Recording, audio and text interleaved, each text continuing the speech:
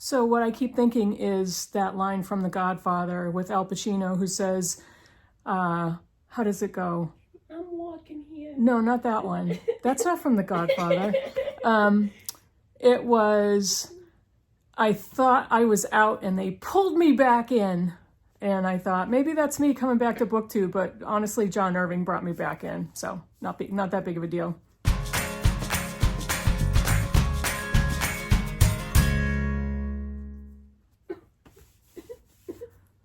Hey booktube, it's Kim at Middle of the Bookmarch, and yes, you are seeing me right on video. I am back. I am back, for better or for worse. I am going to do the best I can to be consistently back because I really have missed it. And I'm gonna try very hard to have 2 videos a week, and maybe more here and there, but life is still crazy. I will tell you about that in another video, but today's video is just an announcement, and it's my intro back to booktube. And so far, I haven't really forgotten much about how to do this video thing. I don't know. Claire's still in the background. I told her to shut up, no more talking, and whatever. She's making funny, I don't know, gestures at me. Not yet the violent, obscene ones, but... So, yeah, I wanted to give you an announcement video.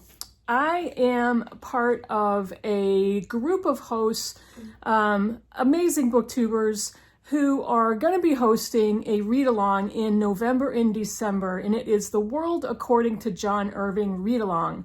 And I could not be more excited about this because I am a super John Irving fangirl and have been for decades. And in November, we are going to be reading the Cider House Rules. And this was published, let me get to that date. This was published in 1985 by Garp Enterprises, which I love that. He named that company after his 4th book. So 1985, the Cider House Rules. I read this many, many years ago. I don't know if it was right when it got published. I don't think so. It was a few years after that. But this is one of his most well-known books. His most best-selling book is A Prayer for Owen Meany, and Garp is right behind that one. But this is also right up there in the top 5. I think he has 16 novels out right now. That is my YouTube ambiance commercial, so disregard that. But Cider House Rules, we're going to be reading this in the month of November. And in preparation for the release of his newest novel in November that we are going to read in December, which is called Queen Esther. And this is a prequel to the Cider House Rules. The Cider House Rules is a book about Dr. William Larch. I think that's his name, if I got that right. And this is set, he is a gynecologist, obstetrician, and abortionist.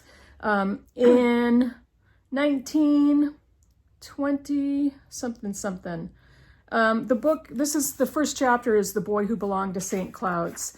And this is set in a fictional town of St. Cloud's, Maine. This is my other version of the Cider House Rules that I have. I tend to, when I find them at library book sales for like $1, and I just come upon them, I usually will grab them if they're in different editions. You know, it's $1, it's my money, I can spend it the way I want. So that's where we're going in November. The World According to John Irving read-along. John Irving, really quick, I'll give you some more biographical information on him in my subsequent videos once we get this read-along started.